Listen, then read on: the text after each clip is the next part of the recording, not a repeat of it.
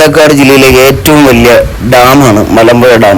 മലമ്പുഴ ഡാമിന്റെ 4 സെക്ടറുകളും തുറന്നിരിക്കുകയാണ്. അത് കഴിഞ്ഞ് നമ്മൾ നേരെ പോയത് കവയിലേക്കാണ്. നമുക്ക് ഡാമിന്റെ മുമ്പിൽ നിന്നും വലത് ഭാഗത്തേക്കുള്ള റോട്ടിൽ കൂടെ ഏകദേശം ഒരു 16-17 കിലോമീറ്റർ ചെന്ന് കഴിഞ്ഞാൽ കവയിലെത്താം. കവയിൽ നിന്ന് നമുക്ക് ഡാമിനകത്തേക്ക് ഇറങ്ങുന്ന ഒരുപാട് വഴികളുണ്ട്. നമുക്ക് വാഹനങ്ങളായിട്ട് അതിനുള്ളിലേക്ക് ഇറക്കാം, അതിനുള്ളിലേക്ക് പോയി അടിച്ച് പൊളിച്ച് തിരിച്ചു വരാം.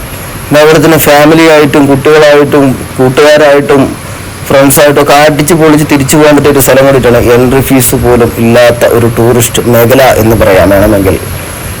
ഞാനിപ്പോൾ ഉള്ളത് കവയിലാണ്. കവയിൽ നമ്മൾക്ക് ഒരുപാട് സ്ഥലങ്ങൾ കാണാനുണ്ട്. നല്ല ഫോട്ടോഷൂട്ടിന് പറ്റിയ സ്ഥലങ്ങൾ, പിന്നെ അതുപോലെ തന്നെ നമുക്ക് ഫുഡ് പാർസൽ കൊണ്ടുപോയി കഴിഞ്ഞാൽ ഇരുന്ന് കഴിക്കാൻ പറ്റിയ ഒരുപാട് ഏരിയ അവിടെ ഉണ്ട്.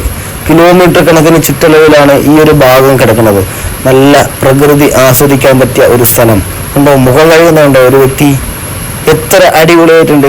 പിന്നെ അതുപോലെ തന്നെ റോപ്പ് വേയും ഇതും എല്ലാം കഴിഞ്ഞ് നമുക്ക് ബാക്കിൽ ചെന്ന് അടിച്ച് പൊളിച്ച് തിരിച്ചു പോകാൻ പറ്റിയൊരു സ്ഥലമാണ്. സുഹൃത്തുക്കളെ, മലമ്പുഴ ഡാം മറക്കണ്ട. പാലക്കാട് ജില്ലയിലെ ഏറ്റവും കൂടുതൽ വെള്ളം സേവിക്കുന്ന ഡാമാണ് മലമ്പുഴ ഡാം. ഇതിന്റെ ബാക്ക് സൈഡ് അത്രയും മനോഹരമായിട്ടുള്ള സ്ഥലങ്ങളാണ്. ഓക്കെ.